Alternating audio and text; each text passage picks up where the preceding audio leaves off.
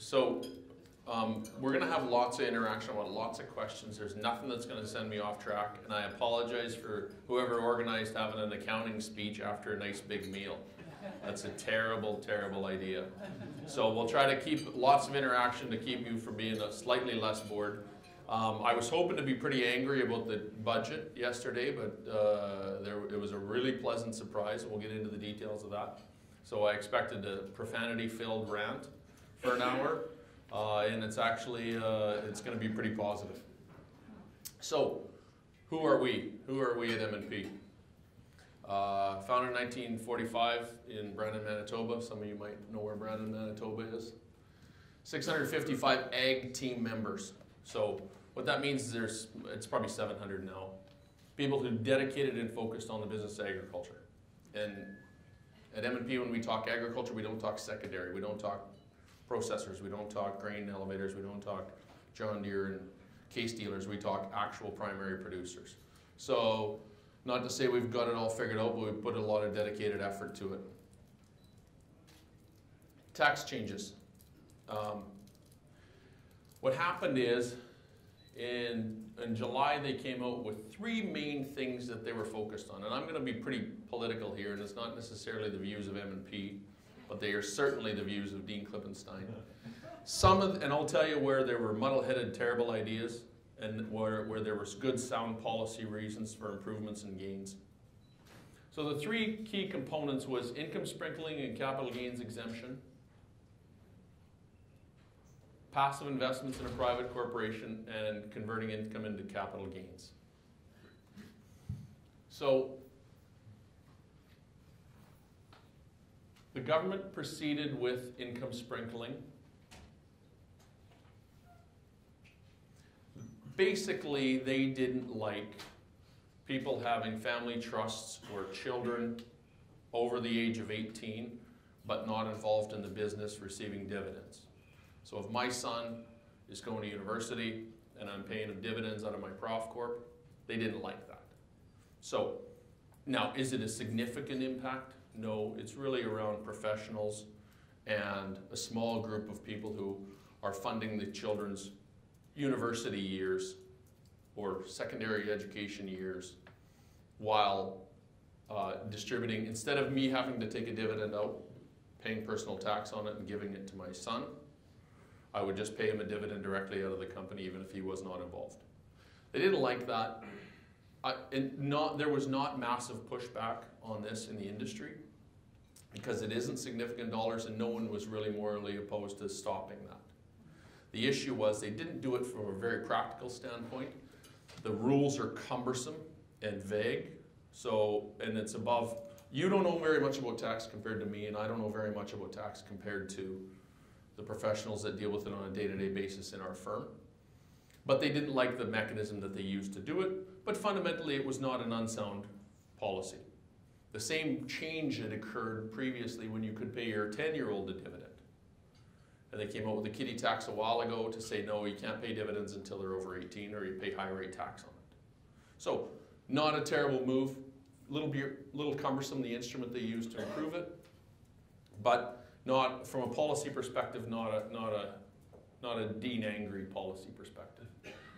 Converting income into capital gains. If I take a dividend out of my corporation, I'll call it 35% tax. If I sell shares of my corporation to one of my other corporations, I pay 24% tax. There's a difference there. They don't like that difference. And I actually don't blame them for not liking that difference. Because what's happened previously, that's why if any of you have been following it a little closer than what you would normally, everyone expected the capital gains rate to change to from 50% inclusion to 75% inclusion. So instead of paying tax on 50% of the gains, it was 75. We expected that to be the tool they used to close this loophole. They did not do that. I think they're worried about the impact of the stock market because that affects a pretty broad range of people. So that's why they did not go forward with that. And the mechanism they were attempting to close this loop with they backed away because of the complexity and the pushback. Sound policy reasons for wanting to close it. So again, that's not a terrible idea. But so far there's been no mention of how they're going to stop that from occurring. And so the main place where people would use that is if they had to take a substantial withdrawal out of their corporate business, not just farms, any business. You can see how if I was going to take $1 million out and buy a fishing boat in Florida, I'd be pretty motivated to have a capital gain to save me 10% tax versus the dividend. If I'm taking $10,000 out, even if there's a spread, it's not worth it. No change, although I would absolutely expect, if not this government, the next government will be changing this tool. This is the one I was hoping to be really angry about. But I got the pleasant surprise when I read the budget or the release that it will not. Passive investments inside of a corporation. How do I describe it? Backing up, they did not, their fundamental belief was they did not like the income deferral for professionals mostly. They talked about doctors, they threw doctors under the bus a lot. They talked about doctors making $1 million, paying $200,000 tax and having $800,000 to invest. So they were going to tax that at effectively 70% tax, the income on those earnings. And so they talked about it in a professional realm, but the actual results were going to be impacting substantial capital investment in Canada was going to move to elsewhere because of that treatment. And so I expected that. That did not occur. There's still some punitive measures in there regarding investment income, but they are absolutely, it was a really positive for all the professionals, not just M&P, when we read those. So I'm going to go into lots of details, and I apologize, some of it's going to be over your head, and some of it you're going to be bored to tears because you've heard it before. But if you only remembered one thing from this presentation, I want you to remember this chart. And so what this is the basic concept of the Canadian tax system is that there's different deferral mechanisms, but the end result is that wealth taxed in your personal hands will be the same whether it comes through a company, whether it comes through your RSP, or directly to you as a wage. And so what this graph is, this is a personal tax rate, 48%. Now, this is obviously the marginal personal tax rate, the top marginal personal tax rate. The tax rates start a lot lower.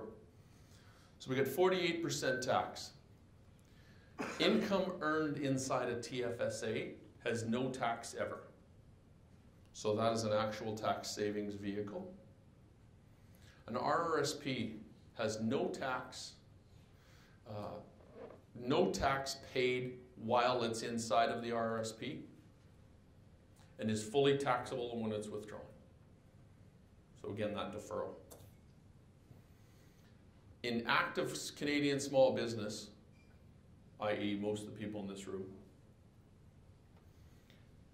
12.5%, 13%, depending on where you're at, 12% tax is paid corporately.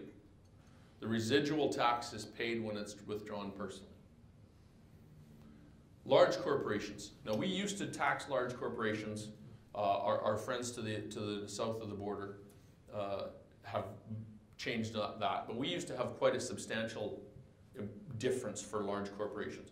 We used to tax large corporations 45% tax. Then in addition to that, we used to tax dividends once it came out, so there was an effective double rate of tax.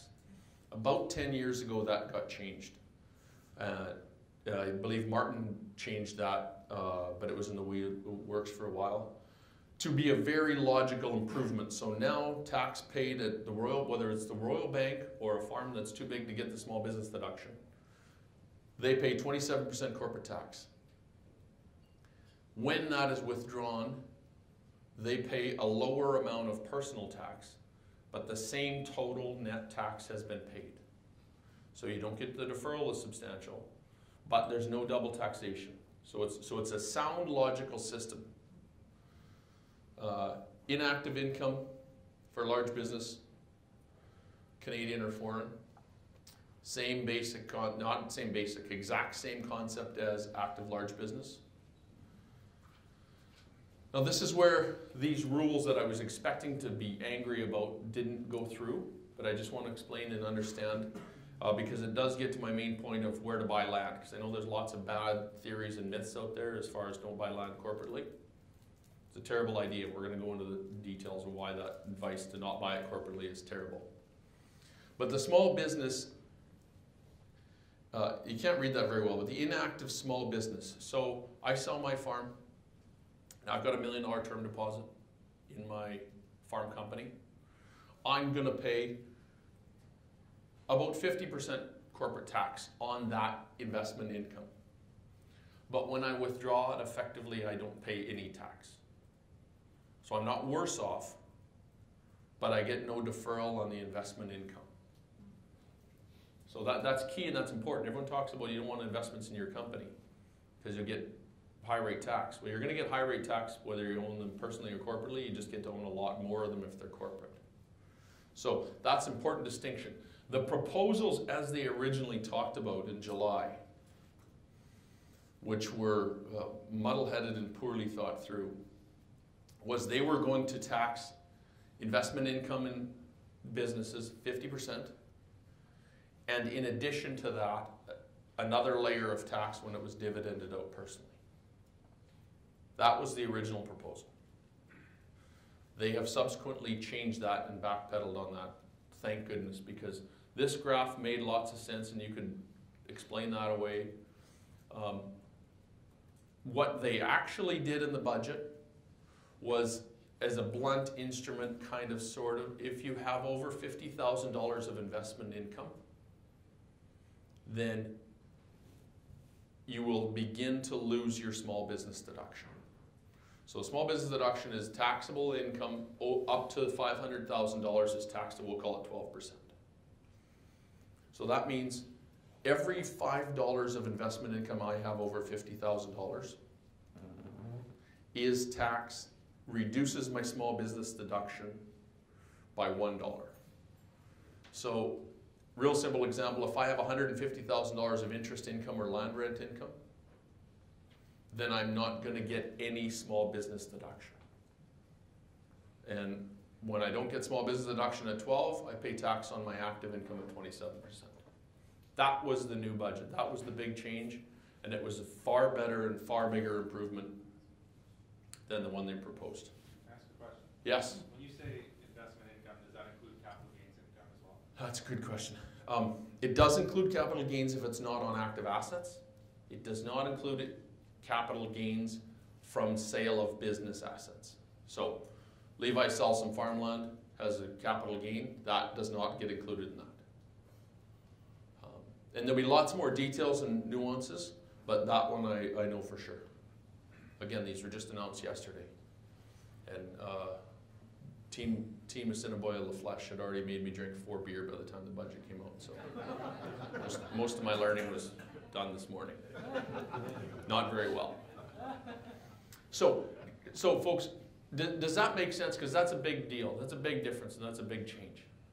And so, any other questions, disagreements, thoughts? So you don't feel as bad about voting Trudeau now, Herb?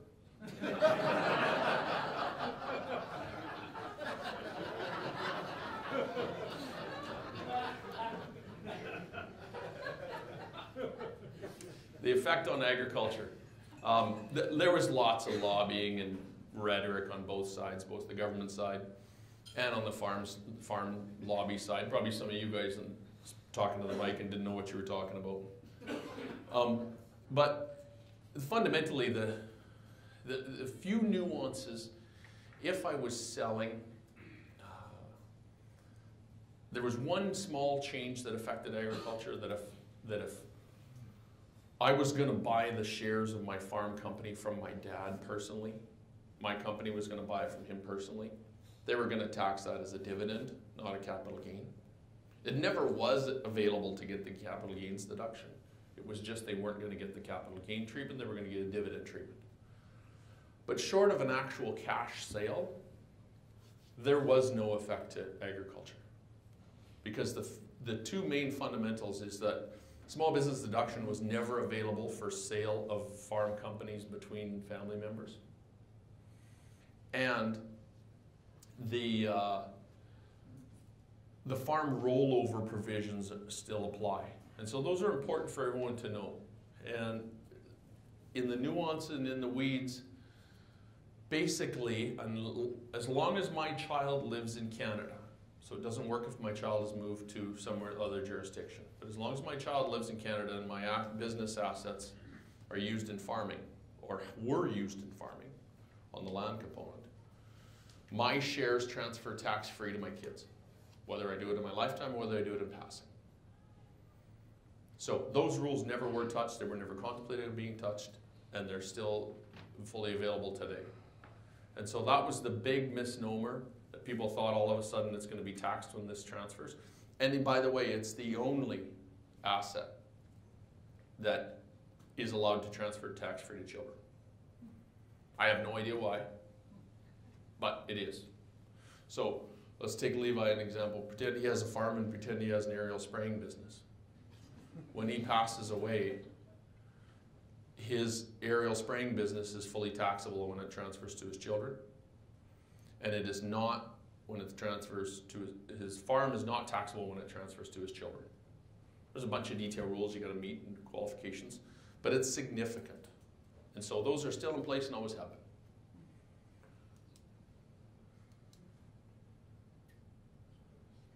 Okay, I could go into a whole bunch more detail on the tax changes, but I'm not sure for this room, and there's various stages in life and stages of business, I'm not sure it makes sense.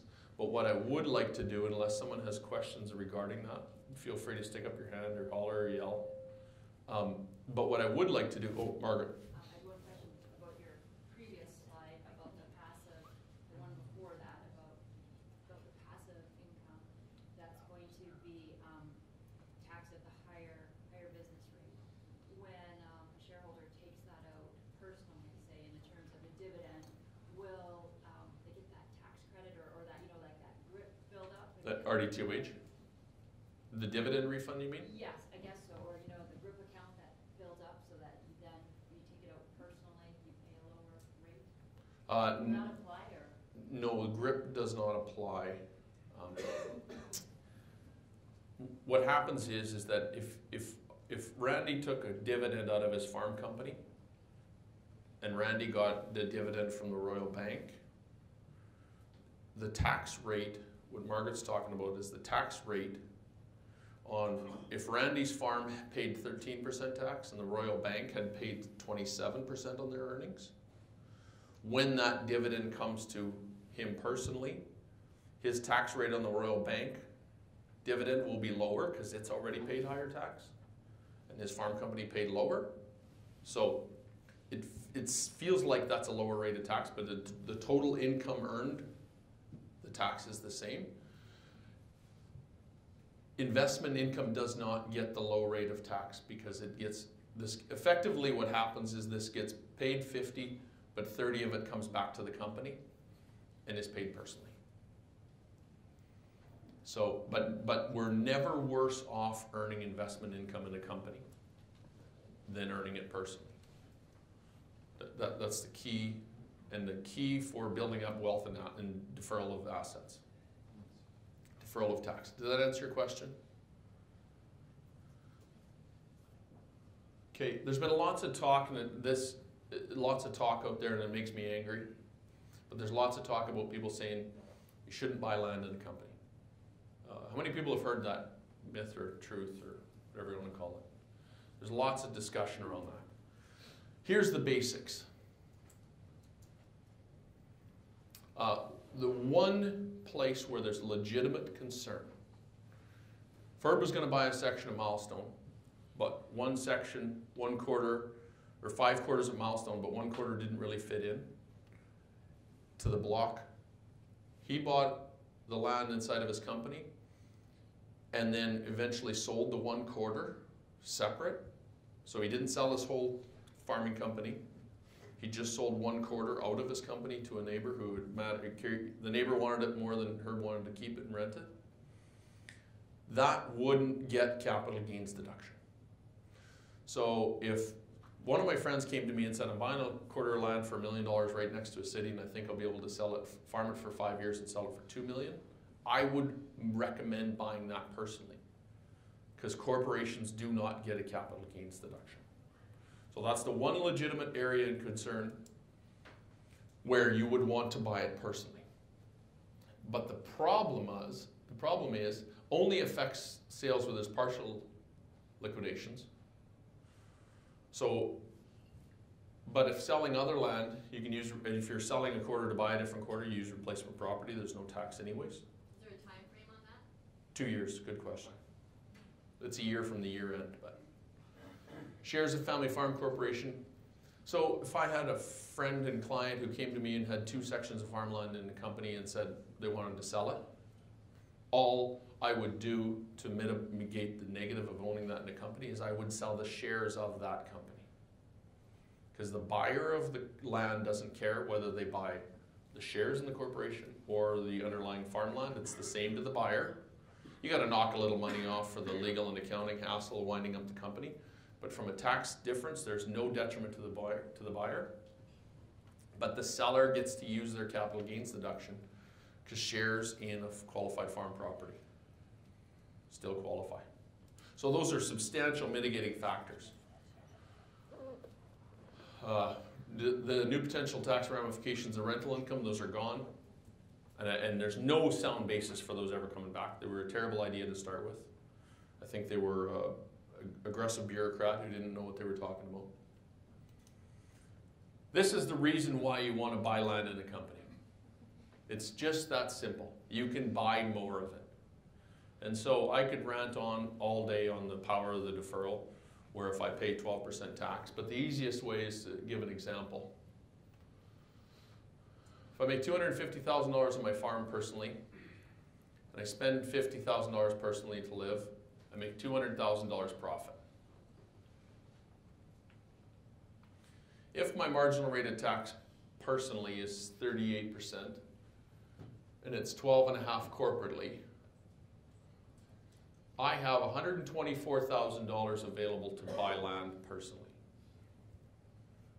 I have $175,000 available to buy land corporately. The difference is $51,000 every year to make more principal payments or buy apartment blocks or buy farmland or whatever it is you want to store on a non-deductible asset. Just to put that in perspective, that means I got if I did that over 25 years, I'd get to buy an extra $1.2 million of farmland.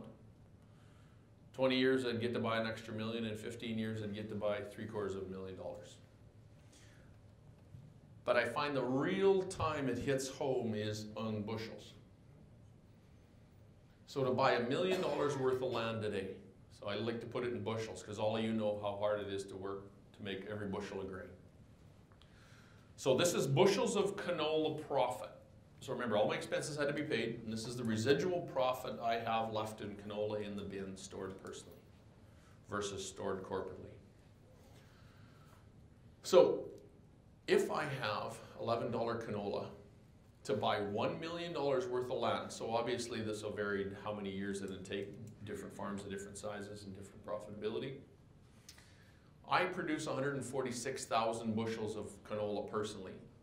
I send 55,000 bushels to Ottawa. Okay, now that's not using 48% tax, by the way, that's using 38. I have 90,000 bushels left to buy that $1 million of farmland.